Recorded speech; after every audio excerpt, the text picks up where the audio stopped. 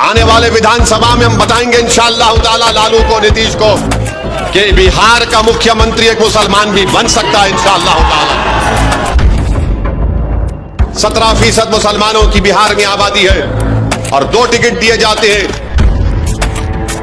इंसाफ उस वक्त होगा मेरे भाई जब आप वोट डालेंगे मयम पार्टी को, जब आप अपनी लीडरशिप को पैदा करेंगे।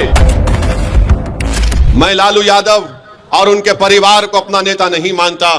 इसलिए नहीं मानता हूं क्योंकि मेरा मानना यह है कि आप में उनसे ज्यादा काबिलियत है। मेरा मानना यह है कि आप में उनसे ज्यादा ताकत है। मेरा मानना यह है कि आप उनसे ज्यादा नंबर में हैं। मेरा मानना यह है कि आपकी आबादी में उनसे ज्यादा हक है।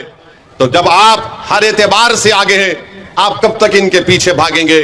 आप बताइए कि राजद ने 22 लोगों को टिकट दिया, जिसमें से सिर्फ 2 मुसलमान हैं, बल्कि 32 टिकट राजद ने अपने 22 माले और सीपीआई के लोगों को दिया है, उसमें सिर्फ 2 मुसलमान हैं।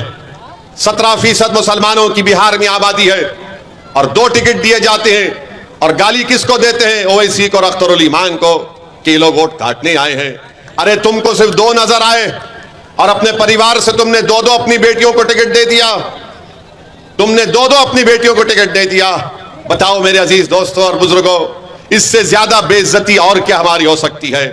आपने अभी अख्तरुल ईमान की तकरीर में सुना कि कितनी नौकरियों से हमको हाथ धोना पड़ा। हमारी आबादी में 2 करोड़ हम आबादी में और नौकरी हमको नहीं दी जाती है। तो बताओ ये कैसे इंसाफ होगा? अगर काराकाट की जनता ये समझ रही है कि मैं सिर्फ जज्बाती नारे लगाने से मुझे इंसाफ मिल जाएगा, मैं ओवैसी के सभा में आकर ठहर कर उनकी तकरीर को सुनकर अगर चला जाऊंगा तो मुझसे इंसाफ हो जाएगा, नहीं मेरे दोस्तों। इंसाफ उस वक्त होगा मेरे भाई जब आप वोट डालेंगे मयम पार्टी को, जब आप अपनी लीडरशिप को पैदा करेंगे। ये जो लड़ाई हम और अख्तरुल ईमान और इंजीनियर आफ्ताब साहब, हैबर साहब और ददन पहलवान लड़ रहे हैं, ये लड़ाई आपके लिए लड़ रहे हैं, इन नौजवानों के लिए लड़ रहे हैं, इन मासूम बच्चों के लिए लड़ रहे हैं, क्योंकि आने वाला कल आपका होगा।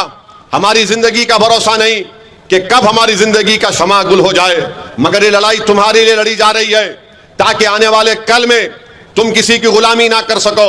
तुम खड़े होकर नेता बनो, तुम पार्लियामेंट में जाओ, तुम बिहार की विधानसभा में जाओ और जाकर अपने इंसाफ की लड़ाई लड़ो ताकि आने वाला मुस्तकबिल तुम्हारा हो सके। बल्कि मैं बिहार के उन तमाम अल्पसंख्यक समाज के मुसलमानों से अपील कर रहा हूं, क्यों नहीं आप मुख्यमंत्री बन सकते बिहार के? आने वाले विधानसभा में हम बताएंगे इंशाअल्लाह ताला लालू को, नीतीश को, कि बिहार का मुख्यमंत्री एक मुसलमान भी बन सकता है इंशाअल्लाह ताला। हम कब तक इन लोगों की गुलामी करते रहेंगे?